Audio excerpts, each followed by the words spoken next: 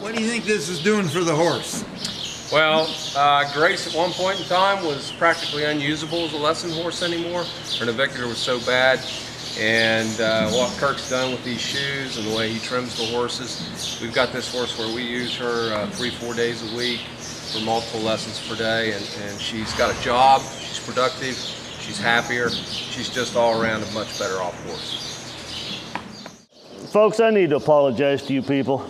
My head's set here on doing the photography and getting everything lined up, and poor old Grace, with her navicular, I forgot a very important step, and that is to come in and rasp off the toes of her shoes. This is giving her a rolled toe effect, and I'm taking it pretty wide. I'll come out here to almost your second nail hole. I don't want to force her to break over in just one exact location. Now the handy thing here is, yes, we've already got the shoe nailed and we got the wood putty in and we got the hoof dressing on, but you know, it doesn't matter. We can always come in and touch up these shoes. But this rolled toe effect really helps out a navicular horse a lot.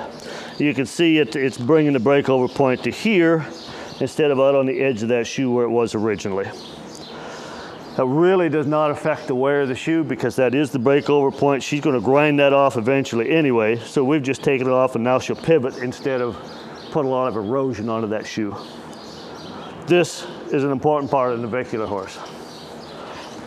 Now with both of Grace's feet standing here on the ground and on the concrete, this is the foot that I rasped off, and you can see how much further that put the breakover point as compared to here. The clip is still on the shoe. It's still doing its job to keep that shoe from sliding back, or as I had on her previous, on the orange shoes that we pulled off, you can take the clip off altogether, doesn't matter. But that is where the rocker toe, the rolled toe, is so important to put on. And now I'll come and do the same thing on this shoe to keep her even. The conclusion now, I wanted to show you the difference in this orange shoe that we took off of Grace and, you know, a brand new shoe. You can see how much roll that we're able to put into that compared to here. And you can see also, this is a worn out shoe. You can see how much thinner she got that shoe all the way back.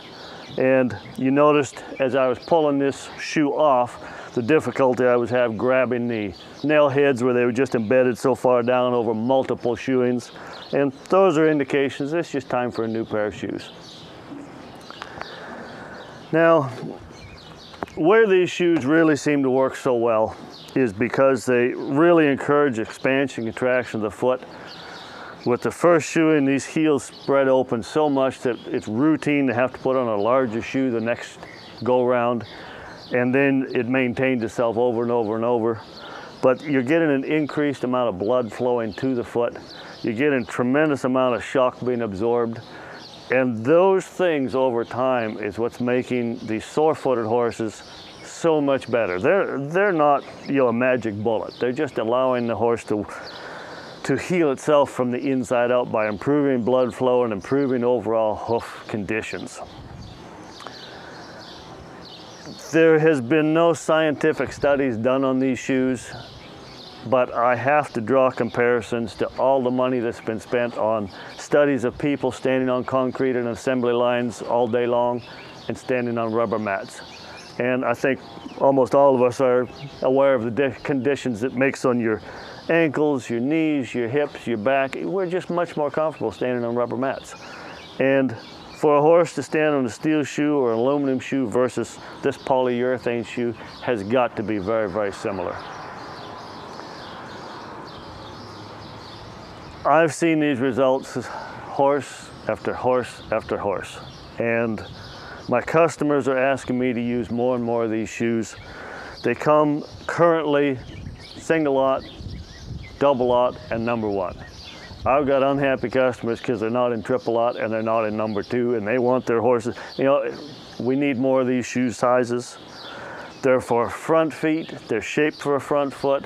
I've got a lot of customers telling me, Kirk, I've got hock problems, I've got stifle problems, can you please put these on my hind feet? If it's a real narrow pointed hind foot, it just doesn't work. but I've got them on a lot of horses behind, and we're finding the same things on the hind end. It's really improving their motion. They're taking a longer stride behind, they're using their hocks better, and they're becoming more and more sound after 1 or 2 shoeings. So they're just a phenomenal shoe. If you folks have any questions, contact Happy Hoofwear. The information will be here on the video, with the phone number and website address. Good people that will help you out. They're based out of Sarasota, Florida. These are an American-made product, 100%, and that goes well with me also. So thank you very much for your time. I hope this was helpful to you. All right, Ms. Ruby, coming in.